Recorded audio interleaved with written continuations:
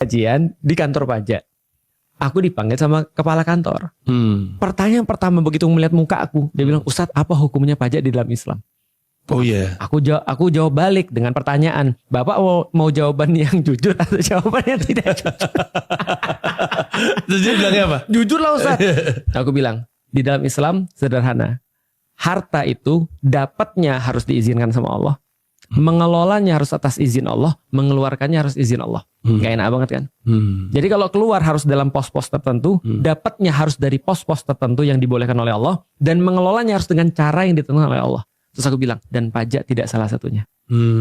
Pajak tidak salah satunya. Oke, artinya di dalam Islam tidak ada dosa kalau orang gak bayar pajak. Bukan dosa. Bukan dosa. Ya cuma salah. Iya, menurut agama. Itu tadi menurut negara. Iya, menurut negara. Tapi di dalam agama tidak dosa.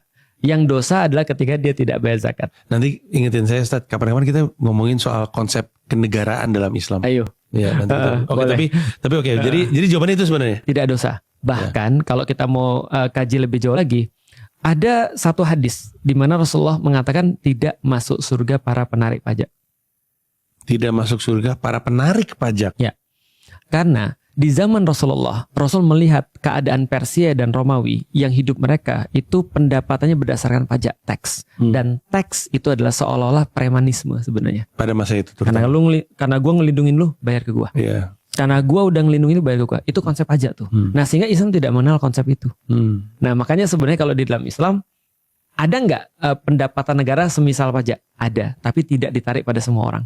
Ditariknya hanya pada orang-orang kaya. Mirisnya, di dunia zaman sekarang pajak justru ditarik pada orang-orang miskin. Betul, itu juga jadi bukan orang-orang kaya. Iya, betul. Itu orang kaya nemu skema untuk nggak bayar pajak. Dan mereka dapat insentif. Iya, betul. Mereka dapat insentif, mereka dapat skema, dan mereka bisa main di situ untuk menghindari pajak. Nah, kita yang mampus tuh. Iya, betul. Gak ada pilihan. Selalu yang di tengah dan di bawah sih yang kena ya. Iya, selalu begitu. Nah, makanya di dalam Islam itu pajak dikatakan tadi tidak akan masuk surga para penarik pajak. Atau misalnya dalam hadis yang lain lagi, Rasul mengibaratkan para pezina itu lebih jadi kalau Rasul ketika melihat pezina, ada orang jijik sama pezina, kata Rasul apa? Jangan jijik sama dia. Andaikan para penarik pajak bertobat seperti dia, mungkin Allah masukin dia ke surga. Oh, ngeri ya. Wow. Tapi aku tahu teman-teman pasti ada yang punya pembenaran yang lain. Misalnya contoh ketika dikatakan enggak itu kan negara dan segala macam, kan kita hidup dari pajak. Ya kita tahu kita hidup dari pajak. Kita tahu bahwa saya semua dibiayai oleh pajak. Dan sebenarnya tidak ada salah dengan itu dalam bidang kenegaraan. Hanya saja sekarang ini kalau kita lihat sebenarnya negara masih punya banyak sekali metode-metode pemasukan selain pajak.